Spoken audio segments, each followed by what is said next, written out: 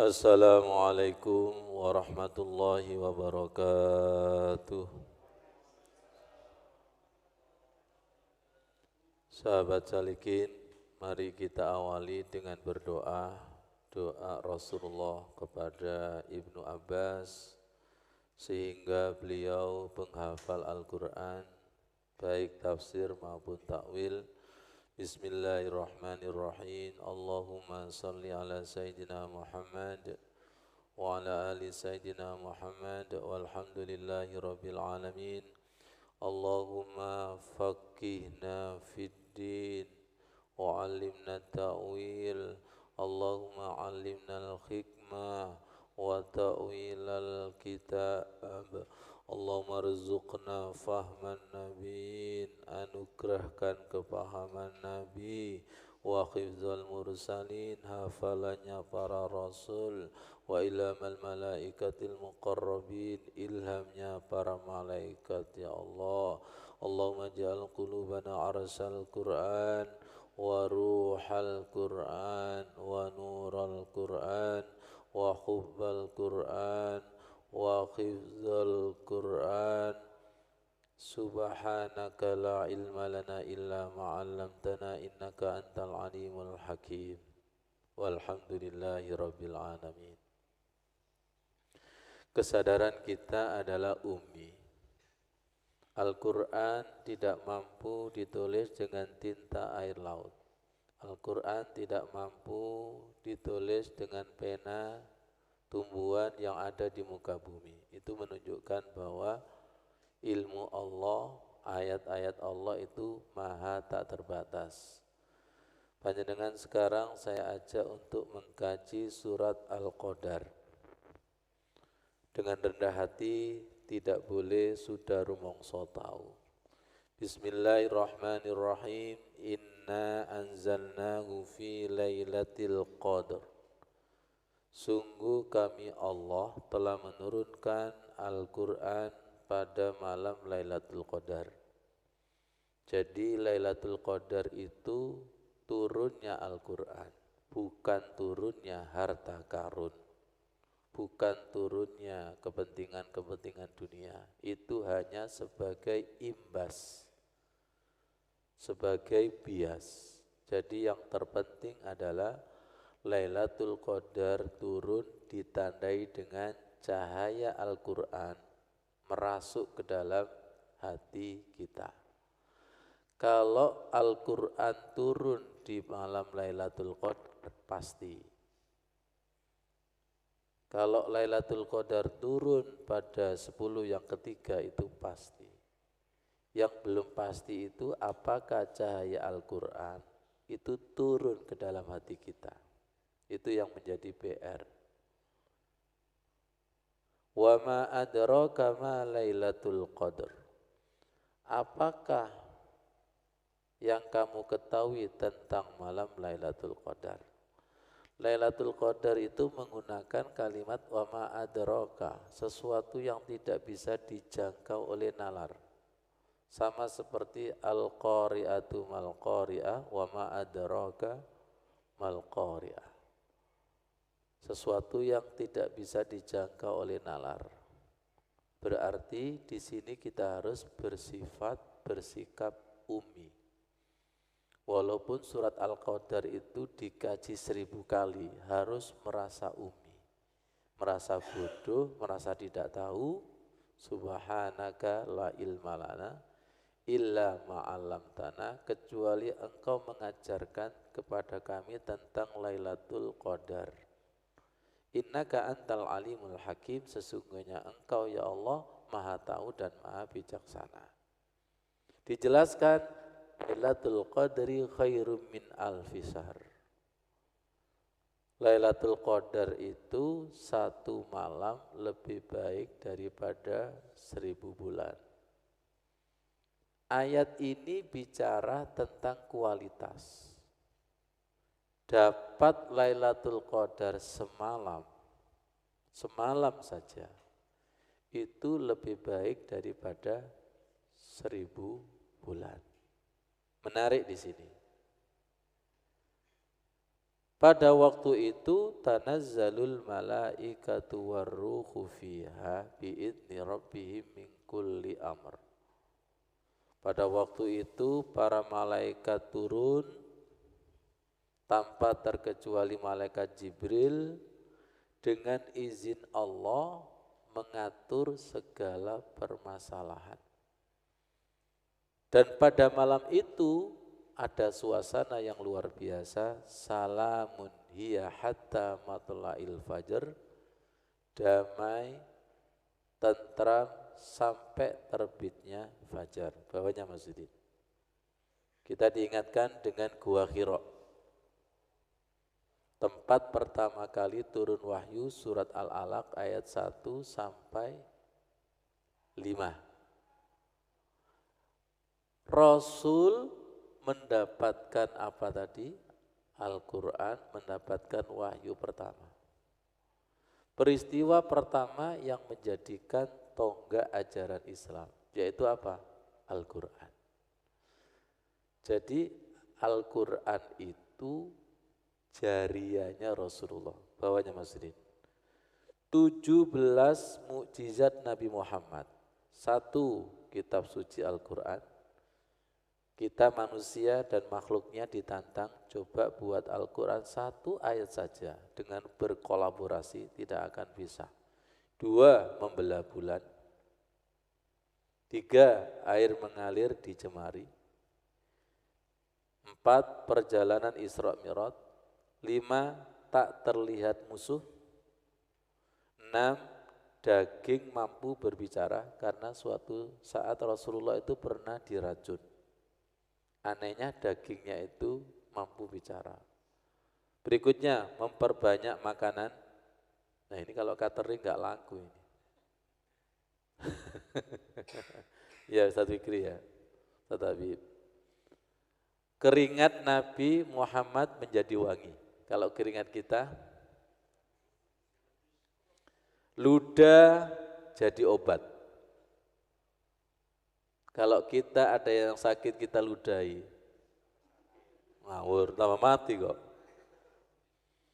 Tidak memiliki bayangan, mampu melihat dari balik badan. Ceritanya Rasulullah itu ketika jadi imam, beliau berkata, aku melihat apa yang kamu lakukan, wahai makmum, di balik punggungku. Melihat ringkian langit, aneh, Rasulullah itu tidak pernah mimpi basah. Kalau kita hati selalu berzikir, Rasul tidak pernah menguap. Ayo ngantuk oh. Batu bisa bicara, pohon kurma mampu berjalan. Semua mukjizat itu sirna kecuali ini, betul enggak? Jadi Quran itu jariyah, hasil karya yang pahalanya setiap umatnya membaca mengalir kepada Rasulullah. Tolong jawab, jenengan kira-kira milik Quran apa yang nuansa kesaktian ini? Ngomong. Biasanya serba kesaktian ini lebih menarik. Betul? Quran itu kan biasa Ustadz. Loh, belum tahu dia. Quran itu luar biasa dan itu jariyah abadi selama-lamanya. Mukjizat Al-Quran. Bawahnya Mas Rin. Ada 10. Ya Allah, ini untuk meneguhkan kepada kita bahwa semoga kita semakin cinta Al-Quran. 1, Quran itu hidangan Allah, tali Allah, cahaya yang terang mulai dari ma'dubatihi, hidangan. Quran hablullah, tali Allah, wa nurul mubin, cahaya yang terang, wa syifa'un nafi, obat yang bermanfaat atau obat yang mujarab, ismat antamassaka bihi, perlindungan bagi orang yang berpegang teguh kepadanya, wa najatun liman tabi'ahu, sebagai keselamatan bagi orang yang mengikutinya, la yazighu fayasta'tibu, tidak pernah menyimpang hingga harus dicela, tidak pernah bengkok hingga harus diluruskan, keajaibannya tidak pernah habis, tidak akan pernah bosan ketika ayat itu diulang-ulang.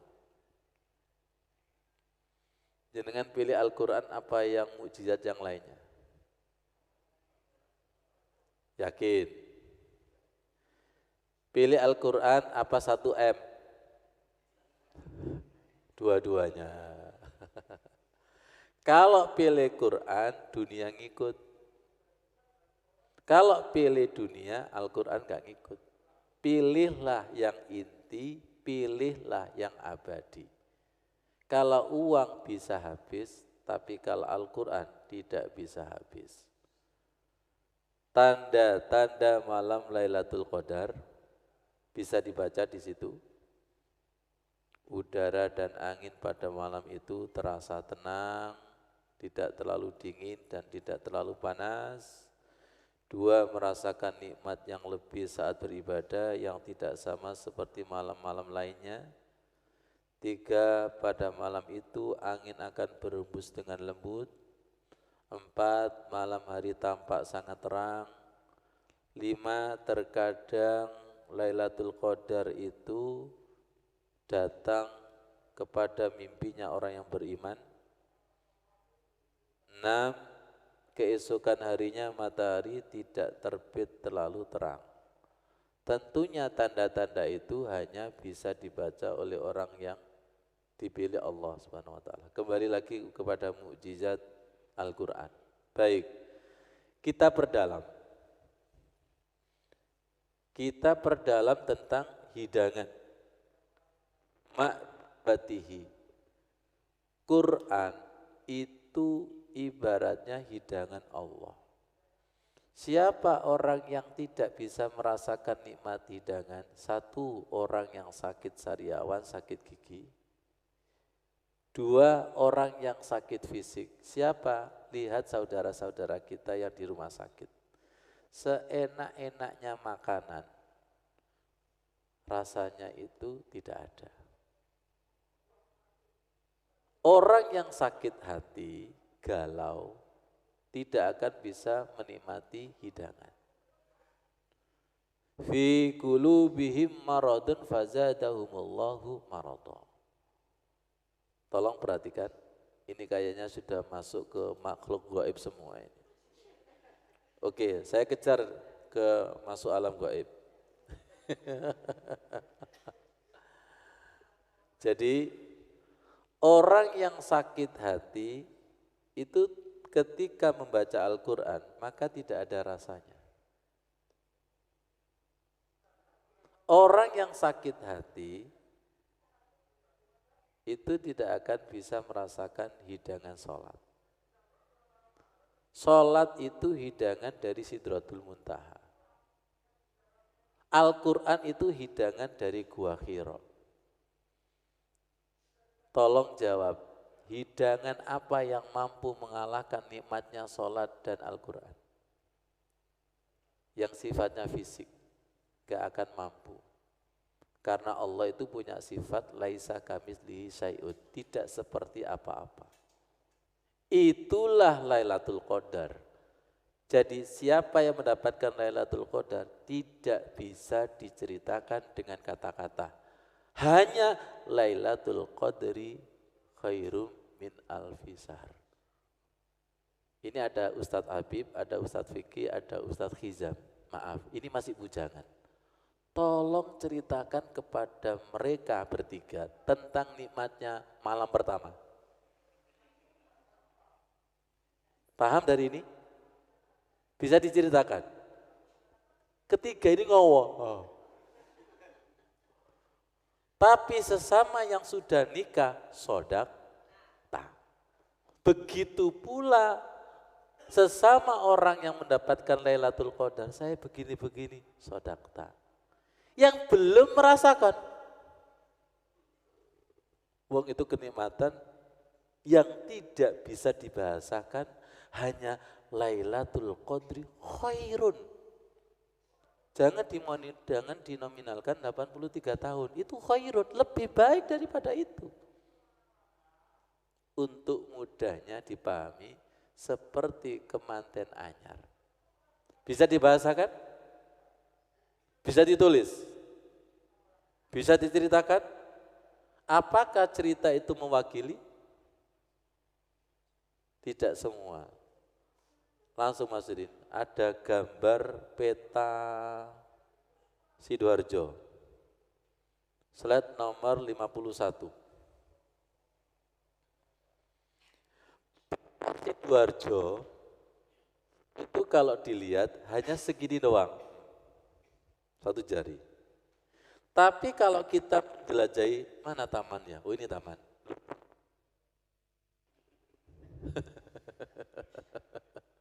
Ya Allah, semoga paham. Semoga Ustadz dan jamaah satu frekuensi, Ustadz Fikri. Ya, jangan masuk ke alam gaib. Saya tidak bisa menolong. Peta Sidoarjo itu kalau diginikan itu kelihatan cuma segini aja. Tapi realnya luas dan lebar.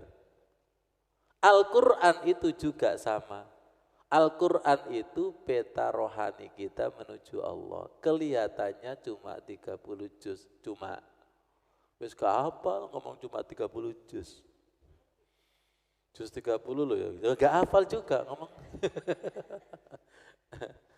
Parahnya nanti Al-Kausar juga gak hafal. Banyak sekali orang yang meremehkan Quran. Kenapa? Masya Allah. Bawahnya Mas Sudin. Quran itu skala tak terbatas. Panjenengan itu kalau lihat Gunung Malang, gunung apapun, dari jarak jauh, segini doang. Betul?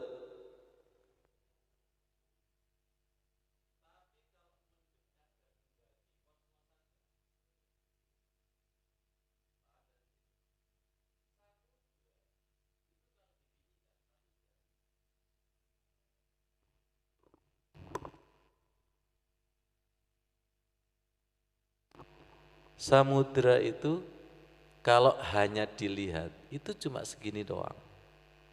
Tapi kalau mengarungi samudra ada ombaknya. Kalau menyelam seperti ini. Jadilah penyelam Al-Fatihah. Jadilah penyelam Al-Quran supaya tahu hakikat Quran yang sejati.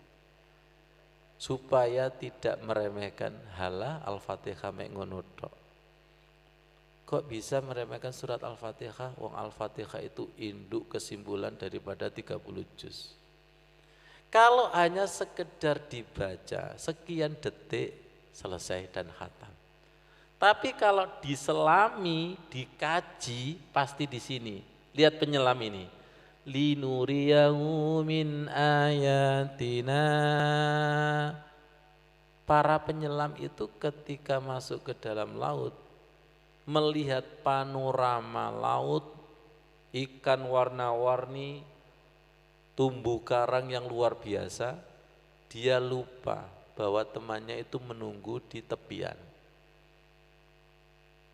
Sama seperti panjenengan itu kalau bertamu, dijamu pemilik rumah, diajak ngobrol, ono godhog gorengi, ono kopi. Iku lali koncone nunggu nok pager iku. Pulang, konconya bilang, "Kek suwe ini." Iya ta.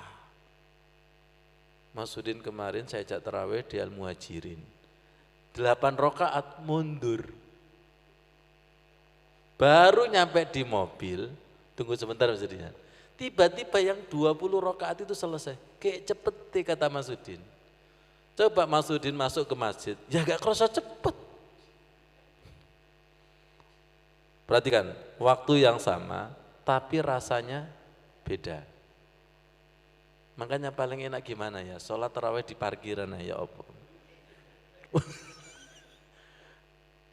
Ustaz Fikri, kenapa yang di parkiran itu rasanya cepat sedangkan yang di dalam masjid itu melanjutkan 20 itu lama? Karena yang di parkiran ngobrol, Pak Kiki, sedangkan yang sholat itu satu arah. Makanya tadi saya baca berkaitan dengan Pak Taufik, temukan falyabudu robba, temukan pemilik rumah. Yang kita tuju adalah ilahi anta maksudi waridhoka matlubi atini mahabbatak wa ma'rifatak. Yang kita tuju itu pemilik rumah, bukan Ka'bahnya, bukan ruang tamunya. Coba panjenengan itu terpesona dengan ruang tamu, tiba-tiba kekasih itu keluar, ruang tamunya sirna enggak? Sirna. Hidangannya sirna enggak? Sirna. Ternyata Lailatul Qadar itu sirnanya dunia isinya. Keren. Ya Allah. Jadi Lailatul Qadar itu kekasih ketemu kekasih. Seperti kemanten baru yang dirindukan. Dulu saya belajar ilmu balaghah, ada syair kemanten baru, Ustadz Hizam insya Allah paham. Durung kawin. Ya Lailatul, wahai malam panjanglah. Ya naumuzul, wahai kantuk hilanglah. Ya subhi kif, wahai subuh berhentilah. Ini hayalan lamunan para pengantin baru. Kenapa? Karena saking nikmatnya. Jadi malam yang panjang itu terasa pendek. Itulah Lailatul Qadar, kekasih Allah ketemu dengan kekasih. Dan tolong, karena daya Lailatul Qadar itu katakanlah 83 tahun. Tentunya nanti ketika kita ketemu Ramadan tahun berikutnya, masa hilang? Paham kata-kata ini?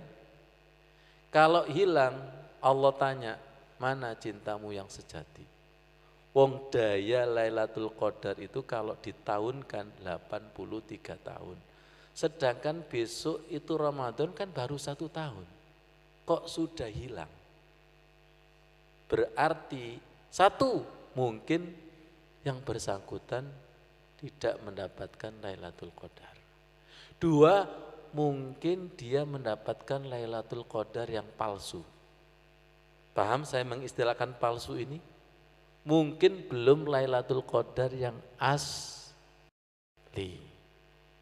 Wahai perempuan, jenengan dinikahi laki-laki, kemudian setahun tiba-tiba cintanya hilang atau berkurang, tersinggung enggak kira-kira? Tersinggung? Tersinggung. Jadi daya Lailatul Qadar itu tidak hilang. Semoga cinta kita dengan Allah pasca Ramadan tidak hilang. Jangankan tidak hilang Ustaz, wah Ramadan wis hilang Ustaz.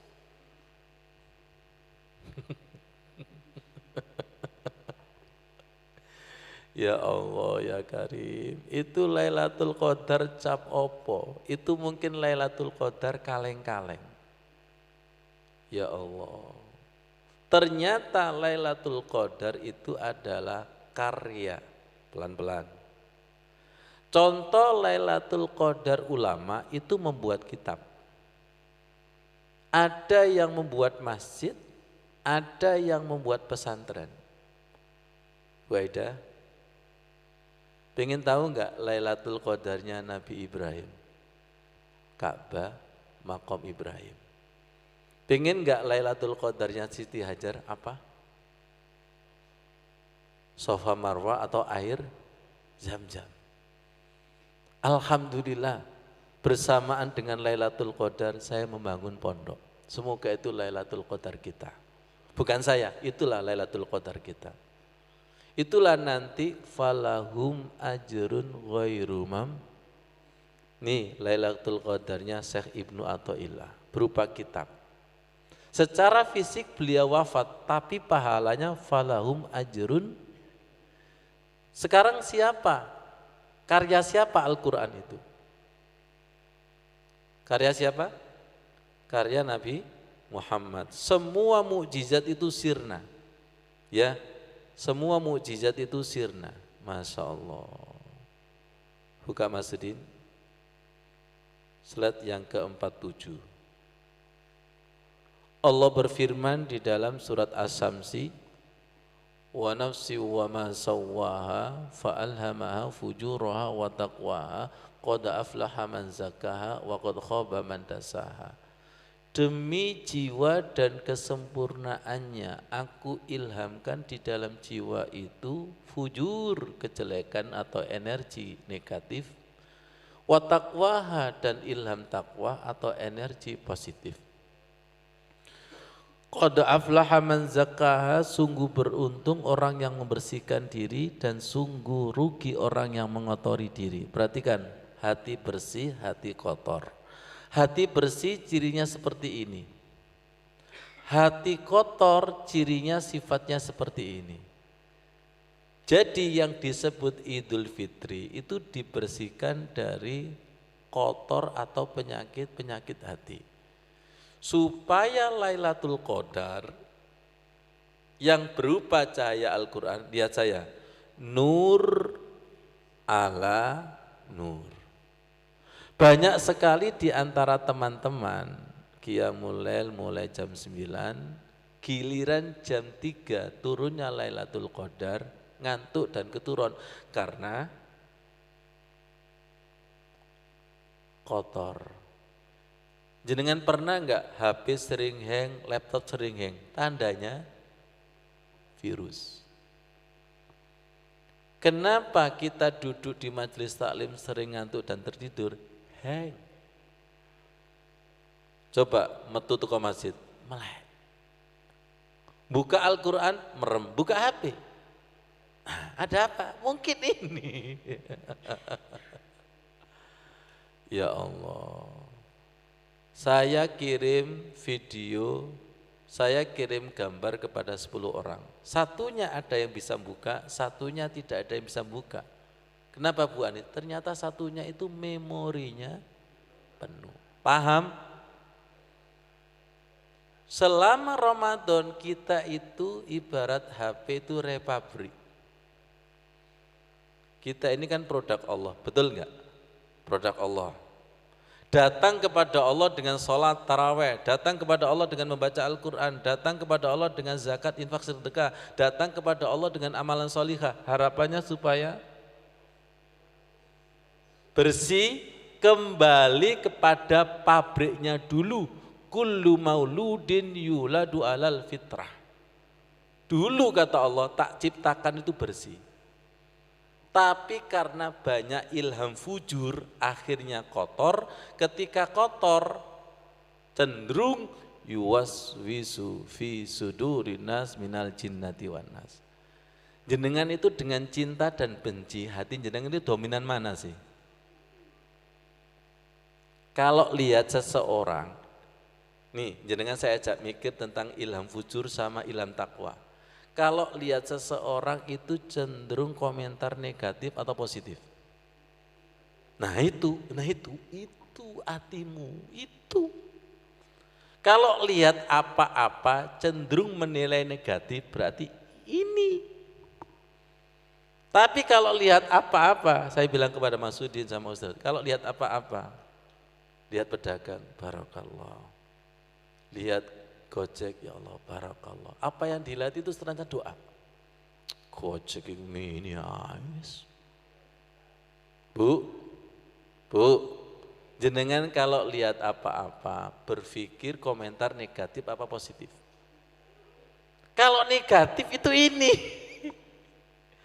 Kalau lihat apa-apa itu selalu positif, berarti hati kita itu mulai bersih. Lihat apa-apa ada pembelajaran, lihat apa-apa doa, itu berarti hati kita mulai bersih. Kenapa? Siapa yang menanam kejelekan, nanti akan menanam kejelekan. Siapa yang menanam kebaikan, nanti akan memanen kebaikan. Makanya rugi sekali berpikir jelek, rugi. Rugi, mikir elek itu rugi, Bu Yudi. Kok Bu Yudi sih? Elek itu rugi. Makanya ditakdirkan Allah elek itu rugi temenan. Andai kata boleh milih. Ayo dibersihkan ini. Ayo. Kalau ini mulai bersih, mulai sinyal-sinyal ketuhanan terbaca. Oke, paham maksudnya? Paham? Makanya dulu ada istilah takholli. Dibersihkan dulu, takholli. Dibersihkan dari penyakit-penyakit hati. Setelah itu tahalli. Diisi kebaikan, diisi kebaikan, diisi kebaikan. Setelah diisi kebaikan, baru nanti Allah itu bertajalli. Tampak dalam hati kita. Bukan tampaknya seperti zohir, tapi tampak di balik takdir-takdirnya. Loh, ada rezeki yang tidak disangka-sangka. Siapa yang menggerakkan? Ya Allah, Allah itu tampak. Tiba-tiba didatangkan teman yang soleh. Oh, tiba-tiba diselamatkan dari penipuan. Oh, itu namanya tampak. Oke? Nah, dalam hidup jenengan Allah itu sering tampak apa enggak tampak? Wong sampean kelemon iku apa makane gak tampak. Gak enak. Kalau hatinya kotor, ya Allah sering gak tampak, isine suuzon tok. Ketika doa tidak dikabulkan suuzon, ketika doa salat tidak khusyuk suuzon, udanan suuzon, suuzon tok itu. Suuzon tok itu. Ayo, subuh ini kita barometer. Hati kita itu posisinya di sini apa di sini? Kalau masih di sini, Lailatul Qadar turun, ya Laila modar temenan. Tapi kalau hatinya itu mulai bersih seperti cermin, nur ala nur. Ada tetangganya beli mobil, perasaan jenengan seperti apa? Temen ngono langsung vertigo ngono. Alhamdulillah isok nunut ya Allah, ya Allah. Enak mana sih naik Grab sama punya mobil sendiri? Enak naik Grab. Kalau naik mobil sendiri biaya perawatan, servis gitu. Tapi kalau naik Grab itu ganti-ganti. Apa sih enaknya punya mobil itu? Itu adalah punyaku. Baik, ini kayaknya ini hati jenengan ya. Hati kita itu sering syukur apa mengeluh? Kalau sering mengeluh, itu ngeluh. Berarti ini dikasih THR mengeluh. Tidak dapat THR mengeluh. Itu berarti ini. Ya Allah. Nih, mulai masuk. Bisa enggak kita seperti bayi? Bayi itu dikasih cincin perhiasan, enggak senang. Cincinnya diambil, enggak sedih. Sing sedih ku mae. Kenapa bayi seperti ini? Karena bayi itu belum ada perasaan memiliki. Nama enggak punya, gelar tidak punya, status, ibu-ibu yang biasanya buat status itu loh. Bayi itu betul-betul falsafahnya inna lillah wa inna ilaihi rajiun. Jadi kefitrahan kita, lihat saya, kefitrahan kita, kemelekatan, kepemilikan itu disirnakan. Itulah hakikat Idul Fitri. Artinya apa? Aku gak duwe opo-opo. Karena ruhku itu jane innalillah, miliknya Allah.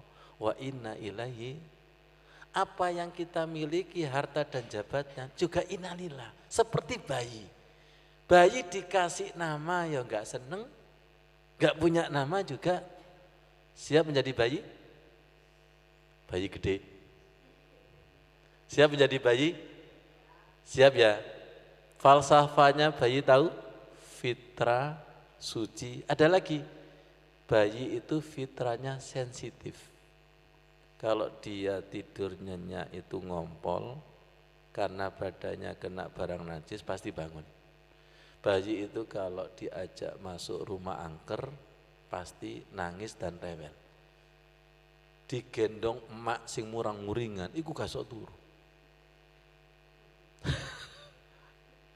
Ya, ya Allah, semoga kita bisa belajar dari bayi. Idul Fitri kembali kepada kesucian. Nah ini loh, ini juga hakikatnya bayi. Ikuti, labbaik Allahumma labbaik, labbaik la syarika laka labbaik. Ini enggak punya apa-apa. Innal hamda wan ni'mata laka wal mulk. Sering menjadi ini, la syarika lak, segala pujian, kenikmatan, jabatan itu milikmu ya Allah, dan itu sering menjadi kesyirikan. Jadi hakikat daripada puasa itu menghilangkan kesyirikan baik zahir maupun batin. Kesyirikan yang paling samar adalah milikku. Lihat, milikku. Ya Pak Habib, apa kata Allah? Puasa untukku dan milikku. Itulah hakikat puasa, melepaskan diri dari penjajah hawa nafsu, melepaskan. Oke, kalau begitu walaupun pasca Ramadan kita harus berpuasa untuk melepaskan dari penjajah kepemilikan. Kalau begitu jenengan saya tanya, enak mana orang biasa apa menjadi orang yang luar biasa? Enak menjadi orang biasa. Orang itu kalau biasa tersanjung, gak disanjung, ikut tersinggung, baper.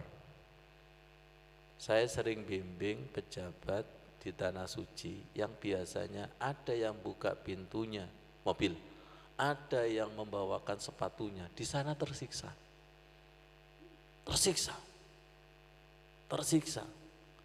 Tidur di atas tenda, wong biasanya dia itu di hotel 5, itu gak sok turu.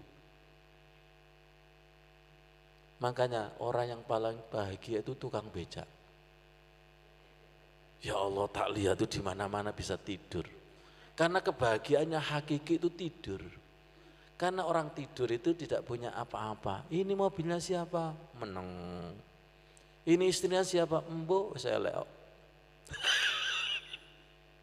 Orang tidur itu tidak merasa miliki. Ini badannya siapa? Dia enggak jawab. Ini ruhnya siapa? Enggak jawab. Tuh, ilmu baru turun. Falsafat tidur itu. Bismikallahumma ahya wa bismikallahumma amat. Jadi semoga kita hartawan, kaya raya, tapi tidak merasa memiliki. Semoga kita pejabat, tapi tidak merasa memiliki. Semoga kita itu cendekiawan, cerdas, tapi tidak rumongso. Subhanaka la ilma lana illa ma'allamtana. Bisa dipahami? Itulah hakikat Idul Fitri.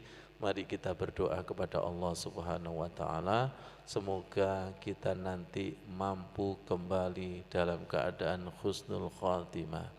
Seperti puasa, inna siyamu li wa ana ajzi. Rabbana taqabbal minna siyamana. Panjenengan terami hakikat ruh puasa kami ya Allah. Wa salatana wa ruku'ana wa sujudana wa qu'udana wa tadarru'ana wa takhashu'ana wa ta'abudana wa tamim taksirana. Panjenengan sempurnakan kekurangan-kekurangan ibadah kami ya Allah.